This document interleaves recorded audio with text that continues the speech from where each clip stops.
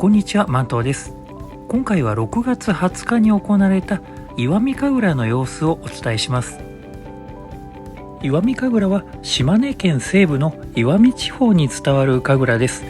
前回の1970年の万博の時にも石見神楽の公演が行われて、特にその公演でこの石見神楽というのは有名になったらしいんですよね。今回はその公演が55年ぶりに帰ってきたということになります。でこの公演シャインハットで行われたんですけど、僕初めてこの時にシャインハットに入りました。だいたいシャインハットで公演が行われる時っていうのはすぐにもうで席が埋まってしまうんで、朝一で並ばないとダメなんですけど、今回のこの石見神楽に限ってはそんなに急ぐ必要はなかったみたいです。最終的には席は満杯になりましたけどね。第1幕ではスサノオ伝説の序幕のシーン、足名槌と手名槌という老夫婦の間に8人の子供がいるんですが、この8人の子供が次々にヤマタノオロチに生贄として差し出されて食べられてしまうというシーンが演じられます。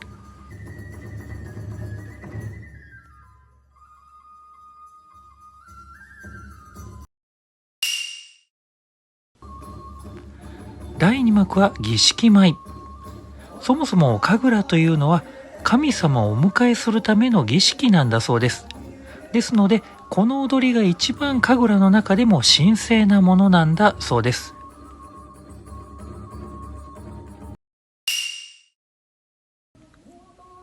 第3幕は大江山。平安時代京都の中部を根城として悪事を働いていた主天童子。この主天童子を退治するために源頼光たちが活躍するという話がこの主天童子の話です。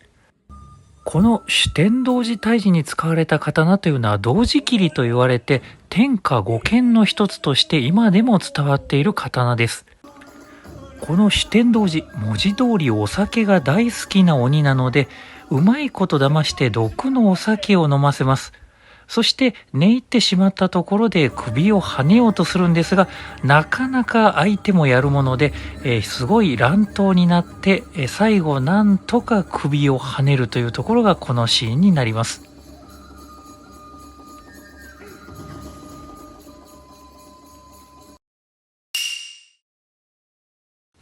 第4幕は和みの幕合の恵比寿。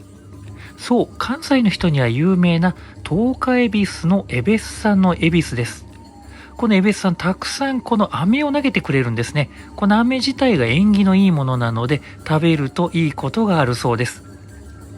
そしてこの飴を投げるだけではなく、この後鯛を釣ってめでたいということで非常に縁起のいい舞台になっています。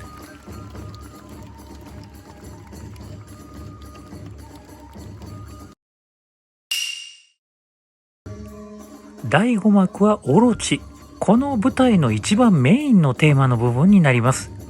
スサノオが現れて足名槌と手名槌の夫婦に出会い、そして櫛灘姫に出会って、その櫛灘姫今からヤマタノオロチに生贄に差し出されるというところを救おうという話になります。でこのオロチなんですけど、よく言われるヤマタノオロチということで8匹だと思ったらとんでもない、なんと55匹います。これも元々の形では2匹のオロチということで演じられていたんですが、70年の万博の時に8匹で演じて大好評だったんで、どんどん増えて今は55匹になっているんだそうです。すごい壮観ですよね。そしてこのオロチたちが舞台いっぱいに出てくるんですけども、これが本当の蛇みたいに本当に気持ちが悪いんですよね。これはすごいですよね。人が演じてるわけなんですけど、本当に蛇に見えるわけなんで、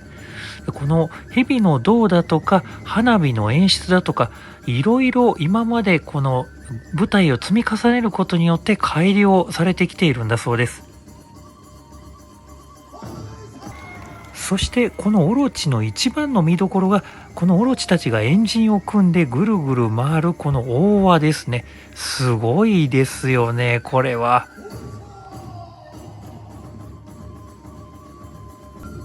そして話はいよいよ佳境。お酒を飲まして、眠ってしまったオロチたちに、さあそろそろと近づいて首をはねようとします。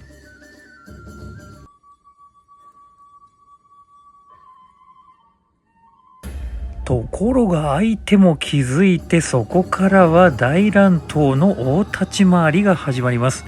そしてスサノオがバッタバッタと蛇をなぎ倒しては首をはねるということを繰り返して、どんどん数が減っていくわけです。そして最終決戦。この演出がなんかパチンコっぽくて面白いですよね。この最後に残ったオロチとクンズほぐれつしながら戦って、そして最後の一匹の首をはねます。そしてオロチの体の中からあの有名な草薙の剣を見つけるということで、物語は大団円を迎えるということになります。この神楽見て思ったんですが、昔のままの形はもちろんあるんですけど、そこに現代風の要素、舞台の要素などを入れて、よりエンターテインメントに近づいているんで、見るものも面白く見ることができるんですよね。外人さんにも多分優しく見ることができるようにできているんだと思います。最後、浜田市長の挨拶を同時通訳してる人、あれなんか聞いたことあるなと思ったら、この声クリステル・チアリさんなんですよ。山手線のThe Next Station is って言ってる人ですよね。もうこれちょっとびっくりしましたね。express our feelings also and to be able to perform one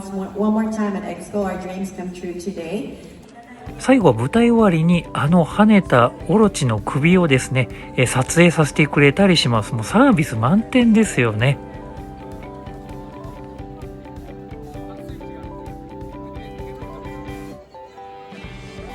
シャインハットの壁ってこの内側こういう風にビラビラになってるんですね。これ音響のためでしょうかね。で、最後の出口のところに主典童子のお面なんかもですね、実物が飾られてました。そしてこれが最後のシーンで出てきた草薙の剣とスサノオの剣ですね。いや本当にね、これを万博で入場料だけで見れるっていうのは本当すごいお得ですよね。本当にいいものを見たっていう気がしました。わざわざね、浜田市長さんも外に出てずっと挨拶してました。ぜひこれはもう現地に行ってですね、実際見てみたいですよね。